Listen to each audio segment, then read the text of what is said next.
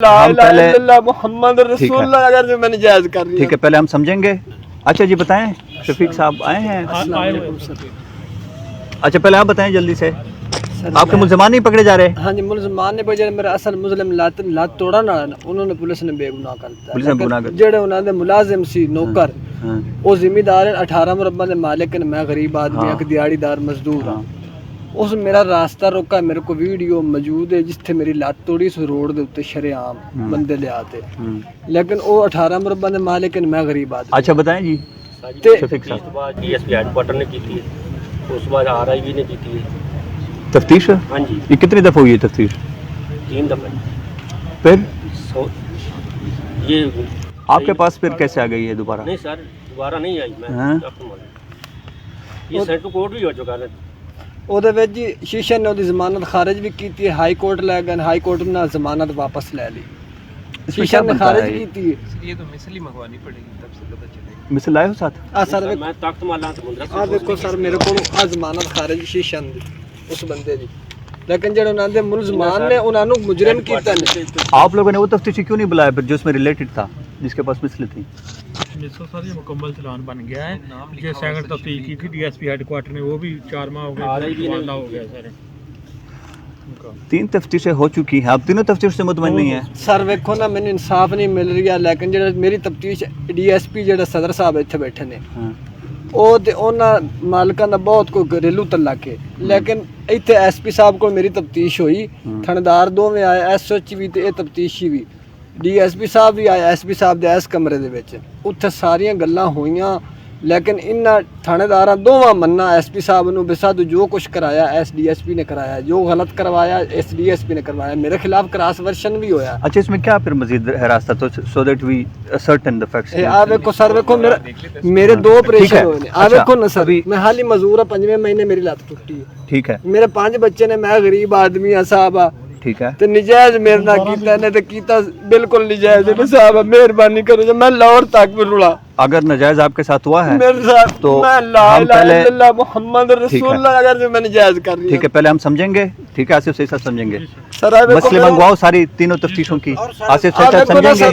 और ठीक है, नेक्स्ट पर कर चुका, लेकिन उन्होंने दे नाल देख लो, मैं उन्होंने दे अभी कर चुका। अभी आपने तो लंबा मामला है, ठीक है, 3 तफ्तीश हो चुकी है, हमने समझ रहे हैं पहले जिधर जिधर फिर गलतियां हुई हैं तफ्तीश में वो हम फिक्स करेंगे और आपको इंसाफ दिलाएंगे, ठीक है। नेक्स्ट नेक्स्ट आ जाए, बढ़ाया ते मैं ठीक है, ठीक है। उन्होंने नाल आपको कल ठीक है, फैसले आप समझ गए, मेरी बात समझ गए हैं, ठीक है, आ जाओ, शाबाश मेरे बेटा जी। अम्मा जी चाय पिलाई है आपको इन्होंने?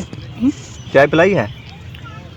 अच्छा चले बात करें जी। जरा ना अपना कनाल जमीन च लईए ते सीढ़ियां ते 100 तोले दा नारे लाई आए ना, आजा इंतकाल इंतकाल लवा गई, अगू कागज खो ले ने, खो ते कागज बंदे बंदे को पोस्ट गई, भाई मैंने इंतकाल देना, खजा तू ले ले। अच्छा लवन गई ते नहीं दिता इन्हें। अच्छा हुण जानियां ते धियां ते मेरे ले जानियां ते मैनू आ देन, अज देंदे कल देंदे, अज देंदे कल, लारे लाई खन ते इंतकाल नहीं पे देंदे। ठीक हो गया अम्मा जी, आपका भी केस हम डीआरसी में भेज देते हैं, 50 साल पुराना मसला है। नहीं हाँ 50 साल नहीं है, हाँ ये 20 ते 100 तोले दा है उस वक़्त विच।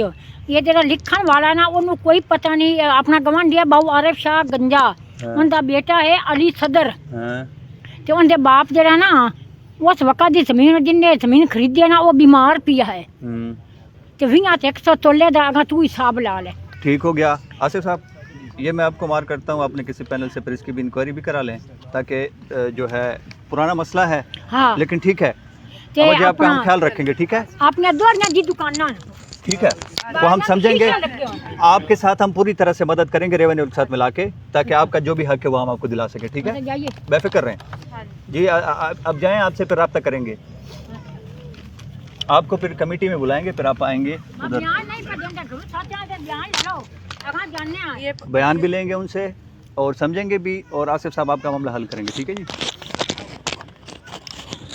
आपके साथ तो बात हो गई थी हमारी जी, अम्मा के साथ, तो बात होनी गई थी तफसील से। ये मिलना चाहती दोबारा से। अच्छा हमने क्या डिसाइड किया था अम्मा के लिए?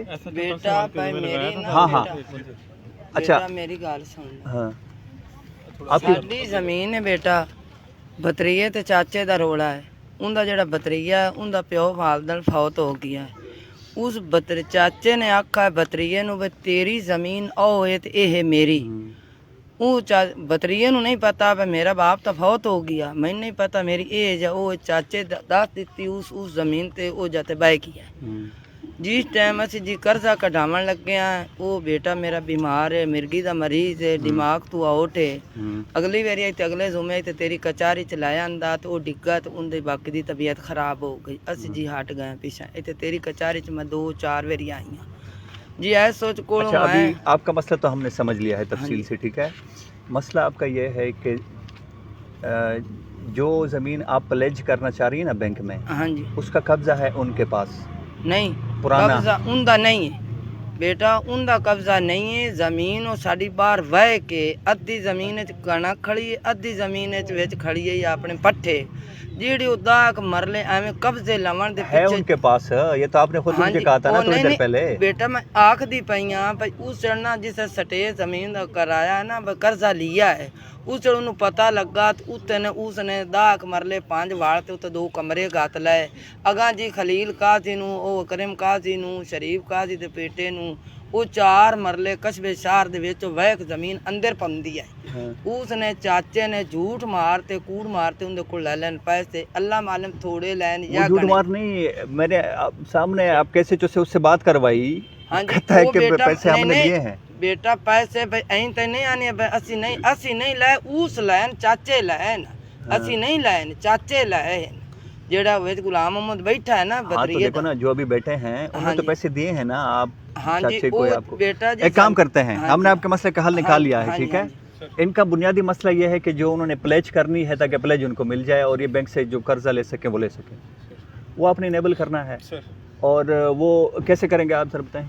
बेटा उनका ना अब बताएं जरा। सर ये माजी विकास से साहब बात को हो गई थी बैठाइए। मेरी। माजी ने कहा था कि अमान उल्लाह उधर नंबरदार हैं सर इनके, हाँ जी, उनके जमीन इशू में का पता है काम- सर। माजी कह रही थी कि वो अगर हमारी सालसी कर देना।